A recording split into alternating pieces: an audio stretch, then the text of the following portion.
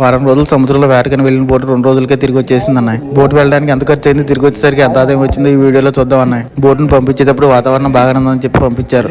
కానీ తీరా సముద్రంలోకి వెళ్ళేసరికి ఎదురుగాలతో సముద్రం చాలా డేంజర్ గా ఉందని చెప్పి తిరిగి వచ్చేసారన్నాయి. చేపల వేట కూడా పూర్తిగా వాతావరణం మీద ఆధారపడి ఉంటుంది కదన్నాయి. ఇలా వాతావరణం బాగున్నప్పుడు అంటే వాయుగుండం తుఫాన్లప్పుడు సముద్రం నుంచి తిరిగి రాకపోతే ప్రాణాలకే రిస్క్ అన్నాయి. అందుకే వాతావరణం బాగోపోతే వేటకెళ్ళి ఒక రోజైనా సరే సముద్రం నుంచి తిరిగి వచ్చేస్తారు.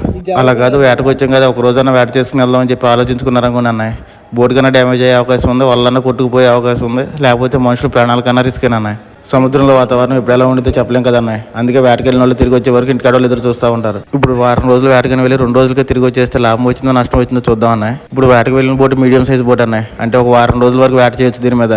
దీనికన్నా పెద్ద సైజ్ బోట్ అయితే 15 రోజుల వరకు వేట చేస్తారన్నాయి. దీనికన్నా చిన్న సైజ్ బోట్ అయితే 1 రోజుకే వేట చేస్తారన్నాయి. పొద్దున్నెళ్ళి సాయంత్రానికి వచ్చేస్తారు. ఈ మీడియం సైజ్ బోట్ని వేటకు పంపించాలంటే 30 నుంచి 40 వేల వరకు ఖర్చు అవుతాయి అన్నాయి.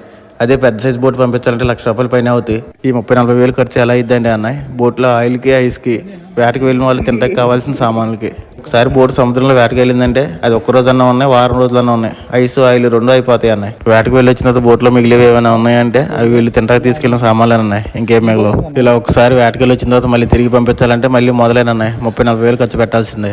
చేపల వేట కూడా ఎక్కువగా అదృష్టం మీద ఆధారపడి ఉండిద్ది అన్నాయి. ఎందుకంటే అందరూ చేపలు పడాలని వలేస్తారు, కానీ అందరికీ పడవు కదా అన్నాయి. ఒక్కొక్కసారి మనకేం పడకపోగా మనకు నష్టం కలిగించేవి కూడా పడతాయి అన్నాయి. తాబేళ్ళు లాంటివి. ఇలా తాబేళ్ళు పడ్డప్పుడు వాళ్ళని కట్ చేసి వాటిని తప్పించాలన్నాయి. అలా కట్ చేసినప్పుడు వాళ్ళు పాడైపోద్ది. అందుకే అన్నాయి చేపల వేటలో మన కష్టంతో పాటు అదృష్టం కూడా ఉండాలనేది. ఇప్పుడు ఈ 2 రోజుల వేటలో ఏమేమి చేపలు పడ్డాయి, ఎంత లాభం వచ్చిందో చూద్దాం అన్నాయి. 2 ట్రేలు చందువా చేపలు, 2 ట్రేలు చెల్లలో, 3 ట్రేలు సముద్రం గొరకలు పడ్డాయి అన్నాయి. ఇంకా మిగిలిన చిన్న చిన్న చేపలని కలుపుకుని ఇంకో రేవతి అన్నాయి. ఇలా మొత్తం 8 ట్రేలు చేపలు పడ్డాయి అన్నాయి. వీటితో పాటు ఒక టేక్ చేప కూడా పడింది అన్నాయి. అది ఒక 4 కేజీల వరకు అయింది.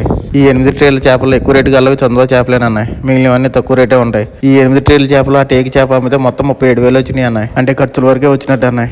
అంటే బోట్ పంపించడానికి దానిలో ఆయిల్కి కానీ, ఐస్కి కానీ, దానిలో తీసుకెళ్లిన సామాన్లు కానీ మొత్తం 32 వేలు ఖర్చు అయింది అన్నాయి. ఇంకా 5 వేలు మిగిలినాయి. ఈ మిగిలిన 5 వేలు కూడా బోట్లో కలాసులు 7 వెళ్ళారన్నాయి. మనిషికి 700 చొప్పున తీసుకున్నారు. 2 రోజులు వేటకి వెళ్తే మనిషికి 700 చొప్పున వచ్చినాయి అన్నాయి. అంటే రోజుకు ₹350 పడింది. సముద్రంలో వీళ్ళు చేసే కష్టానికి రోజుకు ₹350 అంటే పర్లేదంటారా అన్నాయి. చేపలు పడిన దాన్ని బట్టి ఒక్కొక్కసారి ఎక్కువ డబ్బులు కూడా